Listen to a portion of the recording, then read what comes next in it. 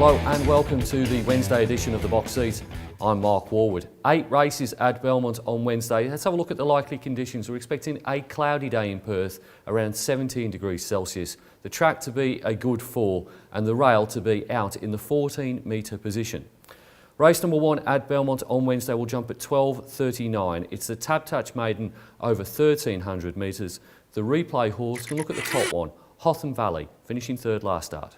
Third, Rebel Knight under heavy pressure. Classic Pros worked up on its inside, followed then by Hotham Valley. Kiss the Breeze, but Snow Shino's well clear at the 200 by 3 to look out. Rebel Knight, Classic Pro over towards the inside from Comp. Snow Shino when they go to the 100 though, clear of Lookout. Down the outside is Kiss the Breeze, but Snow Shino, although getting a bit tired late, comes away. Snow Shino won from Lookout. Hotham Valley at stable. Hotham Valley reverts back to 1,300 metres. The replay race was over 1,400 metres. I thought he was respectable in that, finishing third behind Snow Chino. But 2 starts ago, over slightly shorter trip, he got within a short half head of Dayshow. I think if a reproduction of that form will be very hard to beat. I think Hotham Valley's best chance to win a race comes on Wednesday. I think the main danger might be the stablemate down the bottom, number 12, Perceive. He's first off a couple of trials. Was green on debut and also held up in the first bit of the Ascot Straight, beaten 7.5 lengths by Amelia Zabu. But the trials before that were pretty good, and Jason Brown takes over with Stephen Parnham on Hotham Valley. Then there's a couple of debutants. Number 10, Vengeance of War. Glenn Smith rides for Team Williams. William Pike has ridden this horse in all 4 of its trials. He's bred to want a little bit further than 1,300 metres. Sire generally gets him around the 1,600 to 2,000 metre trip, but did quite like the trials. And then number 9, True Attraction in the Cerise and White of Bob and Sandra Peters. William Pike does take this ride. I don't think it's from the greatest of the Cerise and White families. Has had the 4 trials, 3 of them recent. My top selection in race number 1, I'm going to go with number 1, Hotham Valley, to beat 12 Perceive, 10 Vengeance of War and 9 True Attraction.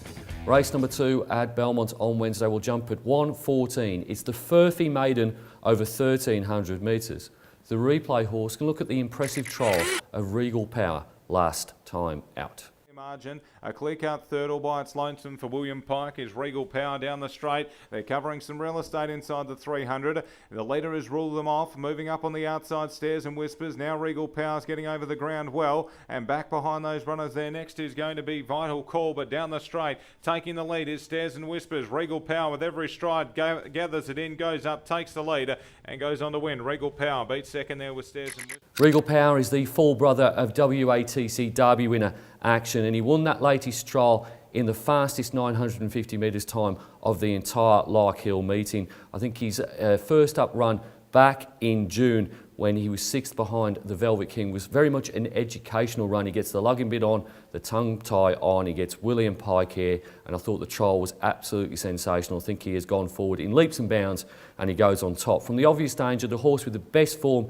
in the actual race book, and that is number 1, Lookout. It's over-raced in all 3 of its starts. There was a fast tempo the first time and slow tempos the other 2. Certainly got the best form. Has got an outside gate here for the Parnhams, Neville and Stephen. Then number 3, Classic Jack, gets the blinkers on for Roy Rogers and Jason Whiting. His third up on Wednesday, was held up in the early part of the straight last start, was a pretty much an okay run, similar to his first effort, but on collateral form lines you have to rate him behind Lookout through a horse called May Keep Him, who's also in this race. And then number 2, Cockney Crew, made a pretty good debut I thought behind Vintage Stock, but was beaten 4 1/4 lengths in that race. There's no vision of that race on replay because we had a power cut just before it began. My top selection in race number 2, going to go with number 5, Regal Power, to beat 1 Lookout, 3 Classic Jack and 2 Cockney Crew. Race number 3 at Belmont on Wednesday will jump at 1:49. It's the Heineken Maiden over 1,200 metres. The replay horse going to look at the bottom of the card. Number 12, Free Mover, winning a trial at Belmont. On the outside of Whack and Tanker, who's got a kick, and they're 2 in front of Perceive. Running on still is Devoted Star, and back on the inside is Ribbon of Gold. At the 200 though, it's Whack and Tanker on the inside. The outside is Free Mover. Free Mover and Whack and Tanker, they're clear from Perceive, and then Devoted Star. But now on the outside, Free Mover put the nose in front. Whack and Tanker keeps fighting with the mouth wide open. Whack and Tanker and Free Mover, Whack and Tanker. I think this maiden is the weakest of the three maidens to kick off the Belmont card on Wednesday, and I do think number 12, Free Mover, has got an excellent opportunity to break through here on debut. Did really like the trial. That was the fastest trial of the day, barring one, including the likes of Prophet Street, Oliver's Travels and Django. So considering this horse is an untried horse, to go around and run the second fastest heat of the day, I think speaks volumes for the ability of this horse. Beat Wacken Tanker in the trial, was only a length and 3/4 off Zamstadt in the trial before that. Gets barrier one here, I think will take a stack of beating. Goes on top from number 11, Armada, another debutant here, has had the two trials, won the latest of those, beating Shevington by half a length. Then we jump to another debutant, that's number 7, Spookwood, has had the 6 trials rather, 4 of them recently. They have been gapped, did win the race, latest of those, with Sean O'Donnell aboard, and Sean O'Donnell takes the ride on Wednesday. And then we're looking at one of the experienced horses, number 1, Fair Joy, for Ted Martinovich and Sean McGrady. Third up on Wednesday, over race first up, but and also did benefit from a high draw at Pinjarra Park, second up, but was close to Argoon last preparation and has placed in a city run before. On top selection in race number 3, going to go with number 12, Free Mover, to beat 11 Armada, 7 Spookwood and 1 Fair Joy. Race number 4 at Belmont on Wednesday will jump at 2:24. It's the DeSonia handicap over 1,650 metres. The replay horse can look at the recent trial of Langley at Larkhill. Next is Black Bill working into the clear. Asher Lily saves ground the inside, and back to the tail of the field is Make America. Down the straight they run.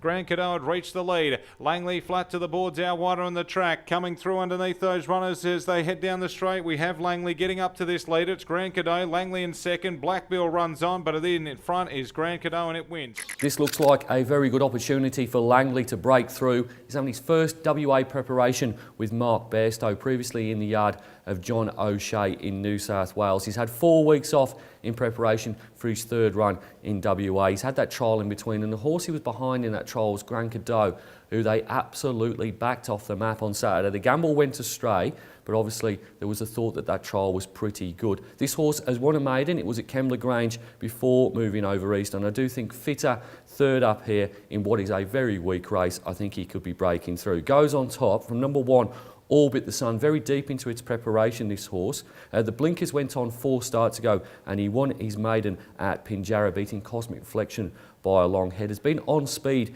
in all of his races since the blinkers went on. I do think being on speed in this race will be an advantage. Goes in for second.